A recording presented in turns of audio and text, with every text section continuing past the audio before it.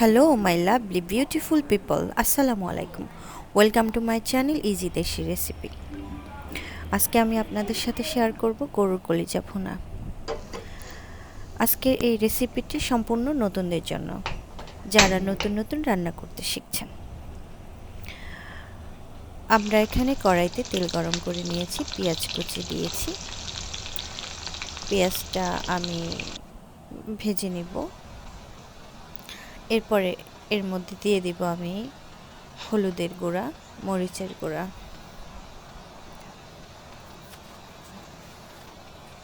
মানুষের প্রচলিত একটি কথা আছে, কলিজা কাইটটা ভুনা করে খাওয়াই দিলেও কয় লবণ কম হয়েছে।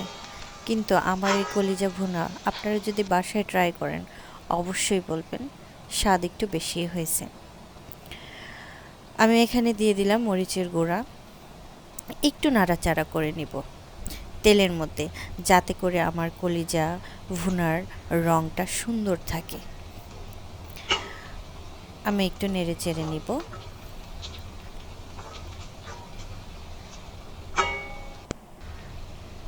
এরপরে আমি একটু পানি অ্যাড করে নেব, যাতে মশলাটা যেন না পুড়ে যায়। আমি এখানে পরিমাণ মতো লবণ দিয়ে দিচ্ছি।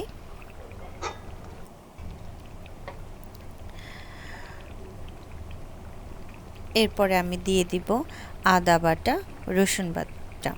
আমি একসাথে ব্লেন্ডার করে নিয়েছি।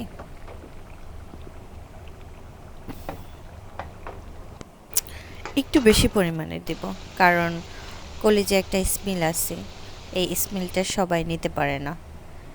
এরপরে আমি এখানে জিরা আর এলাচ একসাথে ব্লেন্ডার করে নিয়েছিলাম। আরেকটি কথা, কলিজাটা আমি যেভাবে পরিষ্কার করলাম, কলিজাটা আমি 5 মিনিট ধরে গরম পানিতে ফুটিয়ে নিয়েছি। এরপরে এটিকে ভালো করে ধুয়ে তারপরে আবার আমি হলুদ মাখিয়ে 5 মিনিট পর ধুয়ে নিয়েছি। এতে করে কলিজার রং যেমন আপনি শুরুতে দেখবেন, শেষেও ঠিক একই রকম কালার থাকবে। অনেকে কলিজা রান্না করতে জানে না, অনেকে দেখা যায় সরাসরি কেটেই রান্না করে ফেলে। পরবর্তীতে দেখা যায় যে কলিজা ভুনাটা কালো কালো হয়ে গিয়েছে, গন্ধ আসছে, খাওয়া যাচ্ছে না। কিন্তু আপনারা যদি এই রেসিপিটা ফলো করেন, আপনারা যদি বাসায় ট্রাই করেন, অবশ্যই অনেক মজা হবে। আমি এখানে কিন্তু 1 টেবিল চামচ টক দই দিয়েছি, আরও 1 টেবিল চামচ আমি টক দই দিয়েছি।